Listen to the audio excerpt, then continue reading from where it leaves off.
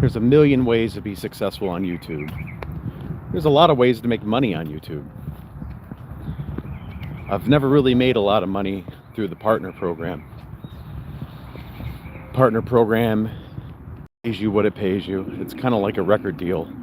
Whereas back when physical media was the main means of distribution for music, you might see a band like TLC get 3 cents per CD sold. That's kind of how it works with your YouTube ad revenue.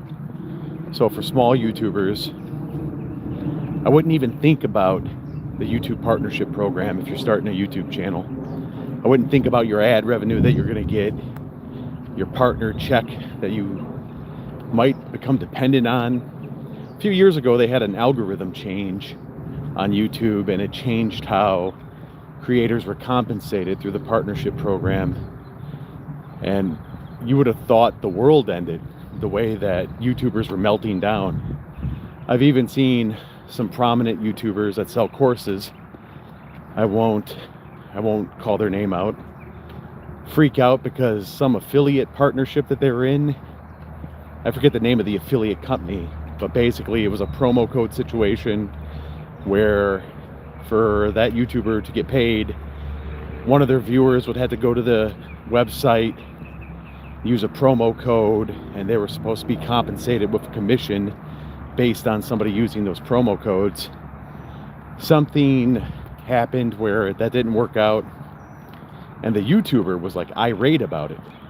He was so upset about it. And this is a gentleman that makes a lot of money, at least I perceive that he makes a lot of money selling YouTube courses. So to see a guy crash out about someone not using a promo code for Blue Chew or something, it wasn't Blue Chew, but it was some sort of direct-to-consumer product. So you see this YouTube guy crashing out because someone didn't compensate him his 10% commission, whatever it might be, for that promo code. It's very telling. It's very telling. I couldn't believe that the guru didn't have the restraint to hold back on that. So the purpose that I bring that up for is there are ways to avoid dependency on third-party compensation on YouTube. And what does dependency on third-party compensation mean on YouTube? It means you're dependent on the partner program as a third party. So many people start a YouTube channel and they think that YouTube's just going to send them a check in the mail. It's not really the way it works, but you can send yourself a check in the mail by selling offers. So, for example, if you're running a channel that's about Pokemon, I don't know if I said that correctly, you could also have some sort of secondary business outside of YouTube where you're selling information about how to find rare Pokemon. Maybe you have a resale shop where you're picking up Pokemon out there in the wild and you're selling these cards online. It could even just be eBay. You could just link your content through eBay. That's one interesting way that you could do it. How you doing, Eddie? How you doing, Juliana, it looks like? Yeah, so the vast majority of people kind of tap out if they're not making money through the partnership program. They burn out quick. Everyone's rushing. I think it's 1,000 subscribers you have to get to be monetized on YouTube. That's actually a fallacy, though, because you could be monetized on day one. You have a well-defined audience that is there for a specific reason. I was just reviewing a channel from Arizona. A gentleman goes out fishing at all the different little public parks out here in Arizona, and he's got a lot of work to do. He's got a lot of work to do on his channel because the videos aren't quite that engaging. He doesn't really edit them. But regardless of all that, this guy could be making money immediately. He has less than 1,000 subscribers. He could be making money immediately by selling Arizona fishing guides. It could be a cheap PDF that he sells for $3, and he uses all of his content to promote it. That would be the way you can make money that way. Anything you do on YouTube, there's a way to monetize it, even if it's just purely entertainment. Now, I would say entertainment's probably the hardest thing to monetize on YouTube outside of the partnership program. And it is a pretty well-saturated market already, people trying to entertain you. But people that can inform you and speak to one of your pain points, something that you're trying to solve in your life, those people make money, man. They make a lot of money, and they usually don't make any of it from the YouTube partnership program. A small YouTuber just getting started out, you got to treat that partnership program check like it's a bonus that you can't depend on. It's just something that might happen. It's a hypothetical. It'd be great if I get this. And usually I see channels with long form views that get around 350,000 views a month. They might bring home $1,000, $2,000 off the partnership program, which is nice. Nothing wrong with that. How you doing, Natalie? There's nothing wrong with bringing home that money. It's a bonus though. You'll be making a lot more money selling offers or selling physical products or services, selling your time. Think about that Orion Taraban guy. You might have seen this guy. His name is Psych Hacks. That guy sells books. He sells books. He has a monthly membership that he sells called the Captain's Quarters. And it's not like he's some sort of anomaly. This is literally how to monetize YouTube. Even as a small YouTuber, you do not have to be a huge YouTuber to build some sort of community, right? And I get it. It's kind of one of those trending things. Online courses have been trending for a while. I've helped people sell online courses through YouTube. But the community aspect, and that's kind of something that you cultivate on YouTube just by proxy, especially if you do live streams like this, you're going to cultivate a small community over time that shows up whenever you show up. And yeah, if you're providing value to those people, they will monetize. That doesn't mean you have to stick them up for $2,000 to be a part of your community. You could charge $5 to be a part of the community. And still, if you get enough people, even as a small YouTuber, let's say you got 5,000 subscribers, let's say you have 500 subscribers. If it's well defined enough and you've built enough authoritative rapport with your audience, people will spend $5 to be a part of the community and have direct access and proximity to you if you're solving problems that matter to them. You know what I mean? I bet the Dr. Berg guy, I know about some of these YouTube guys. Dr. Berg, I forget his first name, but he sells the super beats and all that stuff. It turns out he was a chiropractor. That guy, I mean, I bet you his products are probably in brick and mortar at this point. But he built it all with YouTube. He built it all with YouTube. The fact of the matter is that we're in a time as a society where you'll trust somebody who you see day in and day out on social media way more than you're going to trust traditional advertising. Procter & Gamble do, television advertising, legacy advertising. Those things were just advertisements that would shout at you.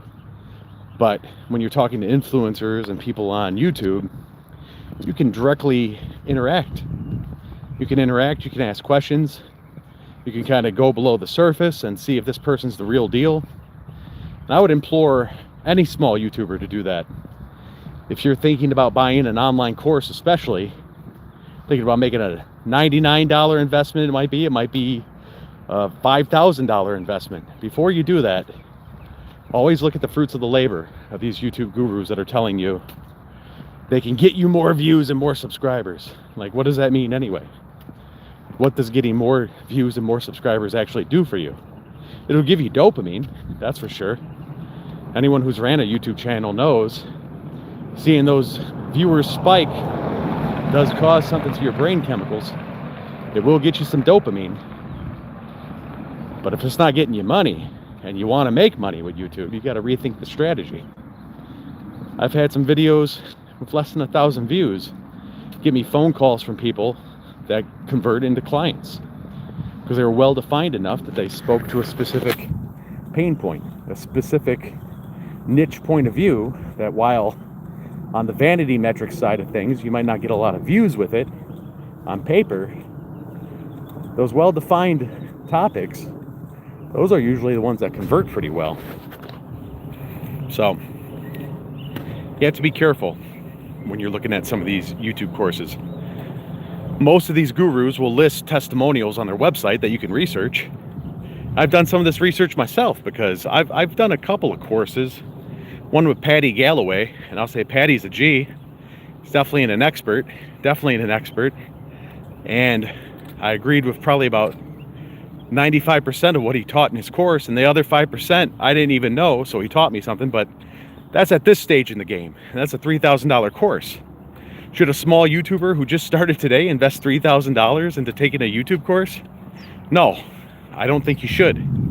You should invest the equivalent of $3,000 in hours on the platform, invest 3,000 hours on YouTube, not $3,000. That right there is going to get you iterating and ideating. So you, by proxy, if you're actually experimenting correctly, you're going to get better. You don't necessarily need an online course to teach you how to get better. If you can observe the way YouTube works, that's going to put you ahead of the game. Well, more than dropping $3,000 on a course. But I bring up online courses because you can do your due diligence. The vast majority of these gurus, they will put reviews, testimonials on their website. Sometimes, and you should question this, they'll black out the name of the person. It'll be redacted, right? They'll black the name out of the guy who gave the review, who gave the testimonial, and that's questionable to me. Why are you hiding this guy's information? And they'll usually hit you with the, oh, well, they didn't want their personal information shared, yada, yada. Come on, man. They're taking a YouTube course. Unless they're doing something really weird on YouTube, of course they're going to want their channel shared. What the reality is a lot of times either those could be spoofed reviews, meaning they're not actually legitimate, or more commonly than not, I would say it's probably because that channel is not performing that well. Now, I won't name drop these people, but I've done some research on some of the YouTube gurus who sell courses, because I work in YouTube, and I noticed that quite a few of the channels that do pop up in their testimonials, these people aren't doing that great. I went to one of the channels once before for a woman that was selling online courses, and one of her star pupils that she put out there right on her homepage went to their YouTube channel. They literally had a video that had been up for 6 years, I think. Had like 23 views on it, dude. Like, you could just upload a random thing to YouTube and get 23 views, you know? So clearly something is not aligned with the teaching in that specific online course. And the sad thing for small YouTubers is sometimes a guru can make you to feel small, like you're the problem, your channel's not working well. That could be true, but they're not actually diagnosing the problem. They're not going through your video all the time and saying, well, your hook is weak, it's disengaging here. You get a third-party set of eyes to actually go through your video and be brutally honest with you. That's actually pretty helpful. So if you have a friend who loves to crap on anything you do, that's who you should be sending your content to. I had a friend when I first started on YouTube, and he was hypercritical of everything, would shit on everything that I was doing.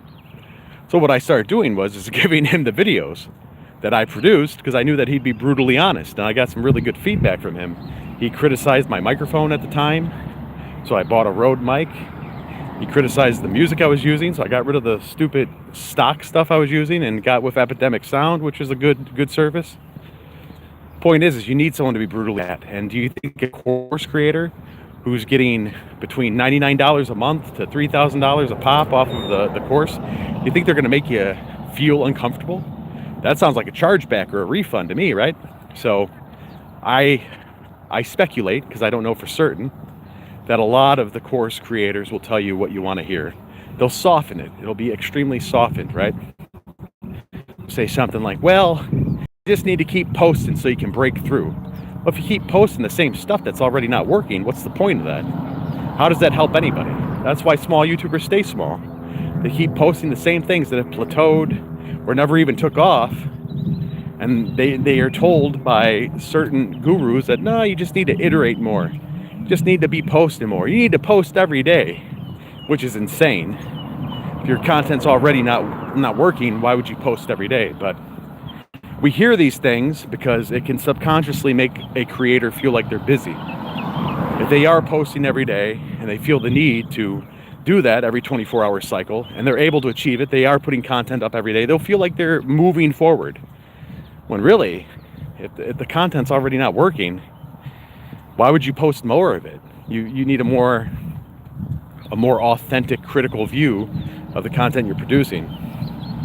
I'll share a story. I knew a guy who went over and bought one of these courses from a woman, right?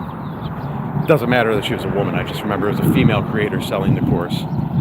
And this guy announced on his YouTube channel that he took this YouTube course and how this lady was great and she helped all these high profile people. And I seen a marked change in his content. He started going live every day for a long time too. Some of his lives would be 9 hours he would go for. And before that, he was doing pretty good. He was doing real well. He was getting at least 2,000 views a day on his evergreen videos. And then he started to do really weird things. He started to template his thumbnails. So all the thumbnails started to look the same. He'd have the host in the thumbnail and she would look different. She'd have different poses, like all that stuff, all the YouTube crap. But he was getting less clicks, and I could see this without being in his YouTube studio because videos were getting less views. Like, he would go from a video getting maybe 12,000 views in a week to a video getting like 400 views in a week. It's sad. I watched this guy torch his whole channel, and he literally was doing it on the advice that he paid a substantial amount of money for, thousands of dollars for this advice. And he torched his whole channel because the guru told him he needed to post every day and he needed templated thumbnails. That's insane, and it's sad. You don't want to repeat that process. You don't want to pay somebody $3,000 to burn your channel down, kill your revenue source, because this guy actually used his YouTube as a revenue source. He did have off-site offers, so he was making money with it. But that money being generated from YouTube was contingent on getting views. So because he went from getting 12,000 views in a week to 400 views in a week, he killed his audience, man. It's actually pretty sad. He had to leave the country and all this stuff. I'm not saying that that's the typical thing that would happen to somebody on YouTube, but it did happen to this guy. And it was pretty rough. So don't feel like just because somebody poses with a gold plaque, poses with a silver plaque, and says you could get more views or subscribers. Like, what does that actually mean? Qualify what that means. What does it mean for you? If you already don't have an offer to sell, if you don't have products or services that you can offer, I mean, you'll get dopamine, but dopamine doesn't pay the rent. Vanity metrics, they're not going to pay your car note. They're not going to put food in the fridge.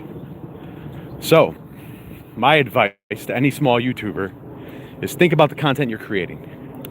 There's a lot of video gamers out there, right? What if they sold strategy guides, PDF downloads, $3, pop it off. If you're getting enough people watching, they're gonna want your direct advice. There it is. Or you can make those members only videos, right? Full breakdowns of video games. That's one way. I'm just spitballing this, dude. It's not hard to figure this out. It's not hard to figure this out.